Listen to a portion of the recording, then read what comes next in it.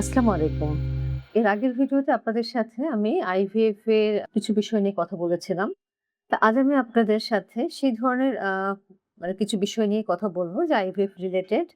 যে অনেকেই কিন্তু IVF নিয়ে একটা ভয় কাজ করে যে আমি করব।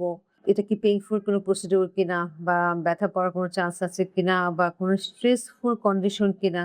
দেখা যায় যে অনেকে স্ট্রেসে দিন কাটাচ্ছেন এটা শুরুর আগে বলার পর। কাজেই আপনাদের সেই ভয়টা কাটানোর উদ্দেশ্যেই কিন্তু আজকে আমার এই ভিডিওটি। ১ম এ আমরা যেটা করি যে আমরা আসলে তার কারণটা বের করি যে আমরা আসলে কেন IVF করব? তাকে সে ব্যাপারে আমরা বলি যে আপনি এই কারণে IVF করবেন। তারপরে তার কিছু স্ক্রিনিং টেস্ট আসলে করা হয় যে তাকে আমরা IVF করতে পারবো কিনা। তার মধ্যে কিছু ব্লাড টেস্ট আসে, কিন্তু হরমোন প্রোফাইল আসে। যেমন থাইরয়েড হরমোন প্রোফাইল, তার প্রোল্যাক্টিন লেভেলটা আমরা করি। এছাড়া কিছু ব্লাড টেস্ট, কোনো ইনফেকশন এর কিছু টেস্ট করি। যেমন তার রুবেলা ভাইরাসটা আমরা দেখে নেই। অনেক সময় অনেক ক্ষেত্রে তার অ্যান্টিক্লামিডাল অ্যান্টিবডিটাও দেখি। তার হেপাটাইটিস বি ভাইরাসের কোনো জীবাণু আছে কিনা সেটা আমরা চেক করে নেই।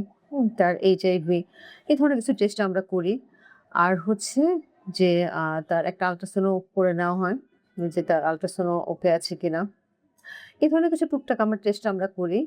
আর যে তারপর যেটা করা হয় যে একটা নির্দিষ্ট দিনে কিন্তু তাকে আমরা আসতে বলি। সেটা কি? কোন দিন? সেটা অবশ্যই তার IVF টা যখন শুরু হয় সেটা menstruation এর শুরুর দিন। আমাদের IVF সাইকেলটা কিন্তু একদম ন্যাচারাল সাইকেলের মতো menstruation এর শুরুর দিন থেকেই শুরু হবে। কিন্তু সেটা আমরা করব ড্রাগের মাধ্যমে। পার্থক্য এটা।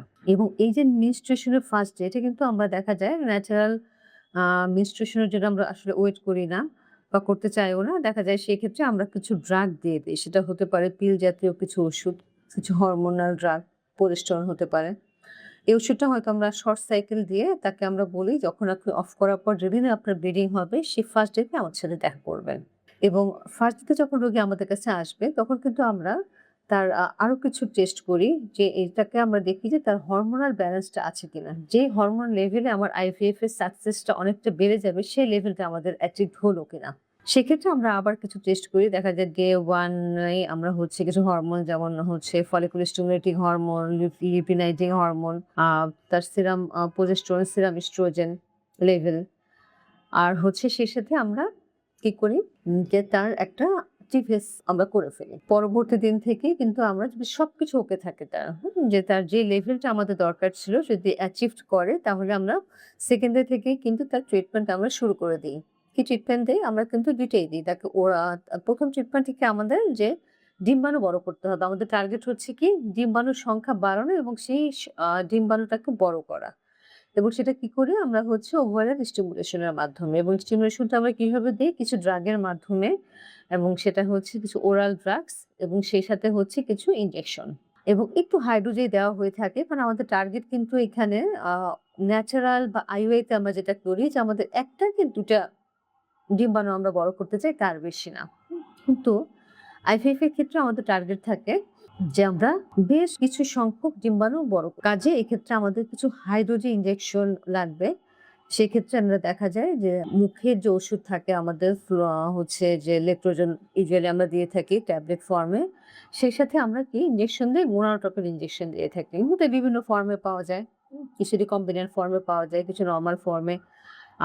যে অনেক সময় দেখা যায় শুধু আমরা recombinant FSH দিচ্ছি, অথবা দেখা যায় recombinant FSH এর সাথে আমাদের recombinant ARS mixed যেটা আমরা বলি এইচ parvovirus অথবা HMG দিয়ে থাকি। এবং এটা যে কার কোন ইনজেকশন কি ডোজে লাগবে এটা কিন্তু individualized, হ্যাঁ? যে সবার কি একই ডোজে লাগবে কিনা, সবার কি একই ইনজেকশন লাগবে কিনা তা কিন্তু না। যে কার কোন ডিজিজ এবং তার বয়স কেমন, বয়স একটা ব্যাপার থাকে। কারণ যার বয়স বেশি তার কিন্তু ওষুধের ডোজটাও বেশি লাগে। আর কিছু ইন্ডিকেশন থাকে যেখানে ওষুধের ডোজ কম লাগে। কিছু ইন্ডিকেশন থাকে যেখানে ওষুধের ডোজ বেশি লাগে। কাজেই এটা পারসন টু পারসন ভ্যারি করবে। এবং এই ওষুধের মাধ্যমে যখন ডিম্বাণুগুলো তার আকাঙ্ক্ষিত বা আমাদের এক্সপেক্টেড লেভেলে বড় হয়, ট্রিগার দিই। ট্রিগারটা কেন দেই? যে ফাইনাল একটা ম্যাচুরেশন হয়।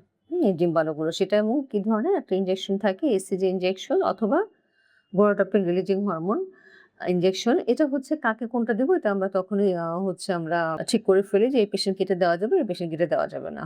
দেওয়ার পর যখন ফাইনাল ম্যাচুরেশন হয় তখন ডিম্বাণুর সংখ্যা যেটাই হোক আমরা ফাইনাল আমাদের কি টার্গেট 18 থেকে 20 মিলিমিটার।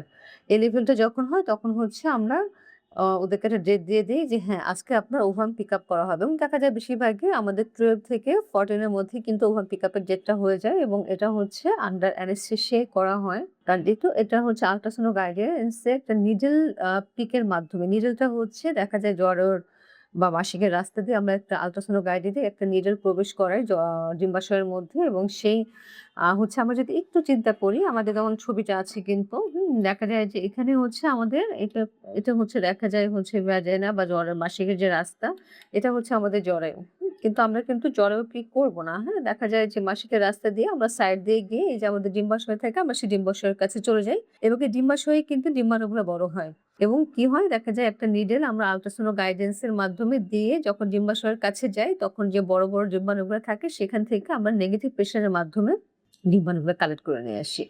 ১ম এ হয়তো আমরা এক সাইড করলাম, লেফট এ করলাম বা রাইট এ করলাম। তারপর অপোজিট সাইড আমরা করে মোটামুটি হচ্ছে আমাদের ডিজায়ার্ড লেভেলের কিছু ডিম্বাণু আমরা কালেক্ট করে ফেলি।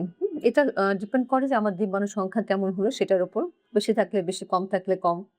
আমরা চাই যে একটু সংখ্যায় বেশি নিতে। কারণ আমরা যদি বেশি ভ্রূণ তৈরি করতে পারি তাহলে কিন্তু আমাদের জন্য সেটা অবশ্যই সাশ্রয়ী হবে। কারণ হচ্ছে যে আমি যদি এই সাইকেল সবগুলো ভ্রূণ তো আমার লাগবে না। পরবর্তী ভ্রূণটা আমরা রাখতে পারবো। সেটা কিভাবে রাখবো সেটা আমি বলব। তাহলে আমি ভ্রূণ তৈরি আমরা হচ্ছে ডিম্বাণু কালেক্ট করে ফেললাম অপারেশন থিয়েটারে নিয়ে।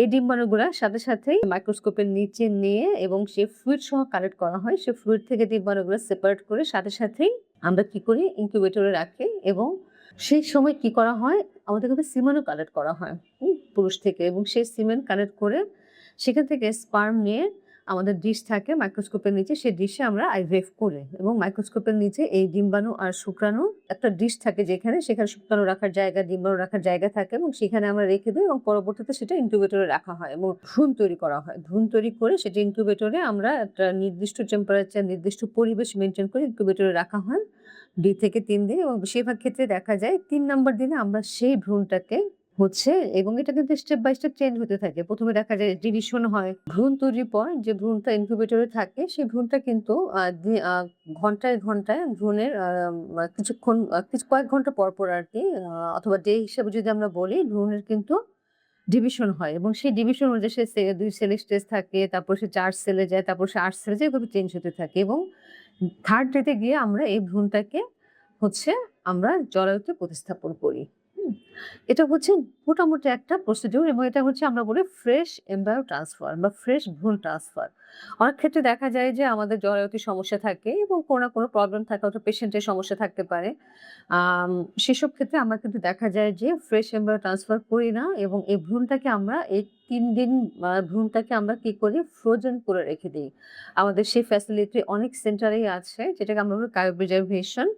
এই ক্রায়ো প্রিজার্ভেশন এর মাধ্যমে ভ্রূণটাকে কিন্তু নিদ আ দীর্ঘদিন রেখে দেওয়া যায় এবং ভ্রূণের কিন্তু কোনো গুণাগুণ চেঞ্জ হয় না এবং দেখা যায় যে এটা পরবর্তীতে যখন হচ্ছে জরায়ুর ফেভারেবল অবস্থায় আসবে, সেই জরায়ুতে তখন আমরা এটা প্রতিস্থাপন করে থাকি। হুম? এটা হচ্ছে আমরা তখন এটাকে বলি ফ্রোজেন এমব্রায়ো ট্রান্সফার মানে ফ্রোজেন ভ্রূণ ট্রান্সফার। এ ব্যাপারে আমি আপনাদের সাথে আবার পরে কথা বলব। কাজেই এটা মোটামুটি একটা প্রসিডিউর আপনাদের সাথে বললাম যে স্টিমুলেশন থেকে ট্রান্সফার পর্যন্ত। আমরা বাকি প্রসিডিউর এই আইভিএফ রিলেটেড কিছু কথা আমরা পরবর্তী ভিডিওতে আপনাদের সাথে শেয়ার করব। ধন্যবাদ।